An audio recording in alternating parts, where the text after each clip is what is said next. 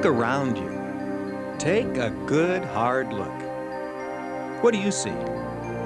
Clear blue skies, snow-capped mountains, the beauty of the inlet. They're all here. This place we call the Kenai is unique and one of the most beautiful spots anywhere. But it's not unique or beautiful because we made it that way. It was all here before us. A gift, a pristine environment, unspoiled by man or machinery. Now take another look. But this time, look at the Kenai of the 90s. The Kenai where you live, go to school, shop and play. Take a close look at what we've done to our environment. Is this the Kenai of our future? What we do today has a direct impact on the Kenai of tomorrow. It's not too late to change. The choice is ours. Caring for the Kenai is a shared responsibility. It's not just government's job or strictly industry's accountability. It's a duty that each of us must assume. We're all environmental decision makers, and we can all make a difference. You might be surprised at the number of opportunities you have every day to make a positive impact on our environment. The things we buy make a real difference to our environment. How products are packaged mean whether or not they can be reused. So even as a young person, what I buy makes me an environmental decision maker. We used to dump this oil on our driveways to hold the dust down, but now that we're aware of the environmental consequences of it getting into our water system, we have to find a better and more easier way to get rid of our oil. Finding creative solutions to helping our environment isn't as hard as you might think. Just look around. They're at your home, your school, and even in your recreational activities. Think about what you're buying, what you're using, and what you're throwing away. Creative solutions. They're not only the key to our future, but the foundation for today's smart environmental decisions. What about you? Do you have any innovative ideas for helping your environment? Ideas that might create uses for non-recyclable products or markets for used motor oil. If you do, now's your chance to be heard. Through a program sponsored by Unical, Regroup, and the Alaska Department of Environmental Conservation, students in our borough have the opportunity to express their innovative solutions. In a contest called Caring for the Kenai, you are asked to respond to the question, what can I do, create, or invent to better care for the environment of the Kenai Peninsula? Remember, a simple idea can be a winning idea. Tell us your creative solution. In 500 words or less, express your ideas for solving today's and tomorrow's environmental concerns. Pick a subject. Look around. Dirty air, junk cars, contaminated water, non-recyclable products. The list is endless. Just for entering the contest, you'll receive a Caring for the Kenai t-shirt. And if your idea is one of 5 winning entries, you'll share $3,000 worth of U.S. savings bonds. In addition, winners will receive a VIP helicopter tour of the inlet and will be honored at a banquet. But more importantly, you'll be doing something positive to help the Kenai, our living environment. Last year's Caring for the Kenai contest really got me thinking about our environment. After I learned that there was a problem with non-recyclable paper, then it was really easy for me to come up with solutions. I watched the Caring for the Kenai video, and a group named Regroup was on the video, and they said that some paper products were non-recyclable. And so after doing some simple research, I found that 1/3 of all America's paper products are non-recyclable. And I just decided to start coming up with some really quick solutions, and one of the ones that came to me was to just simply find a product that we could build things out of this non-recyclable paper. The hardest part for me, I think, was writing the essay because that's where I was learning about my problem, trying to find a way to word my solution, doing research. And after I'd written the essay, I thought that the hard part was coming up when I'd have to speak in front of judges. But it turned out that the oral presentation is really the easy part because by the time you get to that part, you already know so much about your product and you know so much about your project that you really want to share it with the judges. Creative solutions work. Throughout the borough, industry, state governmental agencies, and concerned citizens are applying innovative techniques to help address environmental concerns. Some of their solutions might generate ideas for your Caring for the Kenai entry. Listen carefully and find out. Disposing of hazardous waste has always been a concern for Unical's oil and gas operations here. Now, a two-part program has been designed to address the issue. The first phase of the program uses something as simple as color coding to help reduce the volume of waste. The second phase focuses on the use of more environmentally friendly products in everyday applications. The first phase is centered around a color-coded system that was established to identify the various levels of waste materials. The first category, green, is for clean trash. For example, if water is wiped up with a paper towel, the towel goes in a green bin. If that same towel is used to wipe up motor oil, then the towel goes in the blue bin. This bin represents waste that the government has approved for burning in the state. The final bin is red and represents all wastes classified as hazardous. Material in this bin must be shipped to an approved disposal site out of state because Alaska has no approved hazardous waste disposal site. Before this system, hazardous and non-hazardous waste could get mixed together, so it all had to be handled as hazardous. This new system gives us better control over identifying and disposing of waste materials. The second program is aimed at eliminating as many environmentally harmful products as possible from our daily operations. The company's scientists and engineers are investigating hundreds of products, looking for alternatives that are more environmentally friendly. Something as simple as how we clean the equipment on our platforms can impact the environment. For example, by going from using an oil-based solvent to a water-based detergent, we minimize negative impacts on the environment. Unfortunately, not all substitutions are this easy, and a practical alternative may not be readily available. Therefore, we have to get really creative to come up with good ideas to find the right solutions. Hazardous waste isn't just a byproduct of industrial operations. Your home contains an assortment of hazardous products. Products that, if not disposed of in the proper manner, can have a negative impact on our environment. According to the Alaska Department of Environmental Conservation, education is the key to identifying and properly disposing of these products. Look around your home. It's filled with products that can damage our fragile environment, including our drinking water. Common household fixtures like pesticides, motor oils, kitchen cleaners, fingernail polish, car batteries, and many, many others can all be harmful to the environment. Look around you.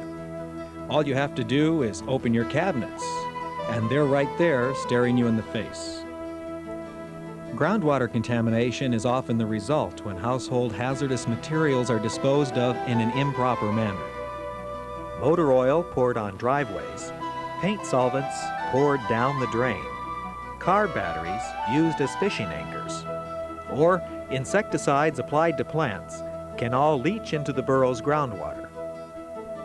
If these materials don't leach into the groundwater, then there is the possibility of their running off into the nearest stream and polluting that, or causing an above normal buildup of metal in the soil.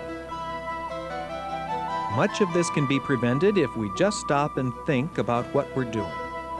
By recycling or taking our used household hazardous products to the borough landfill and disposing of them in a safe, proper manner, we not only prevent them from entering our environment, but we're also participating in the recycling process, since most of these items are reusable. We are making some progress in terms of recycling some of our solid waste materials here, but we believe that through education the public will become more aware of some of the problems we face, will make wiser use of our resources, and will know that recycling is part of the solution. Some of Regroup's goals include teaching people about the 3 R's: reduce, reuse, and recycle. In waste reduction, people that will make more environmentally sound purchases when they're made aware of the problem of excessive waste. If you buy items that are not recyclable or things that are packaged in 10 layers of plastic, then you become part of the problem, not part of the solution. On reuse, buy products that are reusable. Rechargeable batteries is a really good and easy example of this. And lastly, recycling. If we make every effort to keep out as much from the landfill as possible through recycling efforts and through making good purchasing decisions in the stores, then we all become part of the solution, working toward a cleaner environment. Our final example of good environmental caretaking is a reforestation project across from Unical's ammonia fertilizer plant in Nikiski. During the next few years, thousands of new trees will be planted here. This is where, back in the early 1970s, several acres of trees died. There is a possibility that the trees died as a result of infrequent excess ammonia releases sufficient to overstress the trees. In simple terms, the trees may have been over-fertilized and died. It's likely that the emissions from these infrequent excess releases caused these trees to die. Nobody knows for sure. But what we do know, given the plant's current emission rate and ways of operating today, we don't expect it to happen again. The systems we have in place now give us better control over our daily operations and help us respond to any unusual situations. Since 1986, we've reduced ammonia emissions by 60%, and we voluntarily committed to reducing emissions even more. It is a commitment we've made to ourselves and to the community. In just the past year, the plant has reduced emissions by another 20%. You may not be aware of it, but we are continually monitoring our emissions. In the case of the new trees we're planting, we will be carefully monitoring them to ensure their healthy growth. These are just a few examples of how industry, government, and concerned citizens are working to care for our environment. Did you get any ideas for your contest entry? What about sorting waste materials? When all sorts of garbage are lumped together, it's expensive and time-consuming to sort through the trash to retrieve the recyclable products. Perhaps you could design a safe, convenient system that would encourage people to segregate household wastes. Or what about substitutes for those hazardous products in your home? Could you invent a household cleaner or nail polish that's less harmful to the environment? What about overpackaging? Why not try your hand at designing a package that adds less or nothing to the waste stream? And finally, environmental caretaking. Maybe there are projects in your area that need restoration or reclamation. Look around. They're not hard to find. Caring for the Kenai is something we should all be concerned about, not just because it's our home, but because we are all Earth's keepers. As someone once said, on Spaceship Earth, there are no passengers, only crew. We're all environmental decision makers. Get involved, become creative. You can make a difference.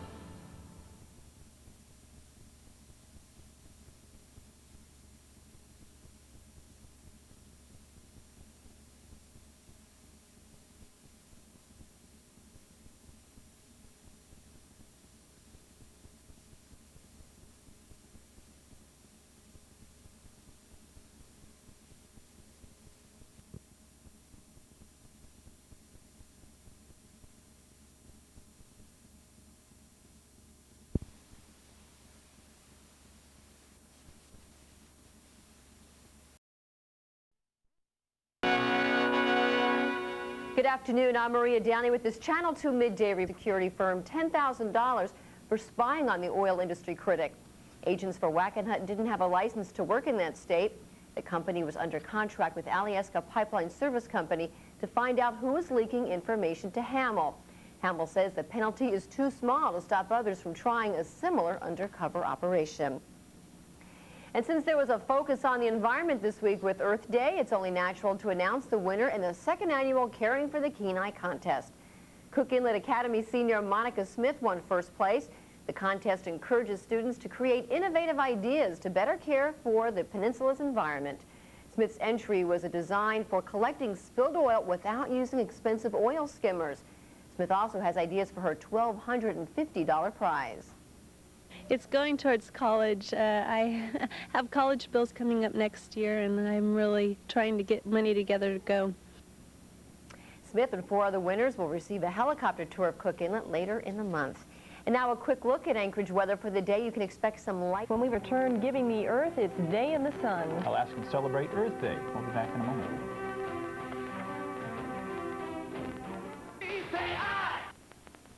Today is Earth Day. Oil spills, overflowing landfills, and global warming are on the list of concerns. Students on the Kenai Peninsula have ideas to solve some of the Earth's problems, and they entered them in a contest called Caring for the Kenai. The contest encourages students' innovative ideas to save the Earth. A girl from Soldotna won this year's contest with her rough water oil boom. The boom is designed for rough water oil. It skims the oil off the top of the water. This boom is designed to let the water run over it and is caught in this reservoir with the large boom in the back, keeping the oil and water in between. There's pocket valves down here with a hole allowing water from the bottom since oil floats on the top. Is the baking center. Other entries included an environmental kitchen, a design for a recycling center, and a plan for high school classes on the environment. A contestant in last year's Caring for the Kenai contest went on to win a $77,000 grant to build an environmentally conscious greenhouse. That is our report for this Wednesday evening. Some sophisticated ideas there. Yeah, some good ideas too, I bet. Yeah, thanks for tuning in. Have a good night.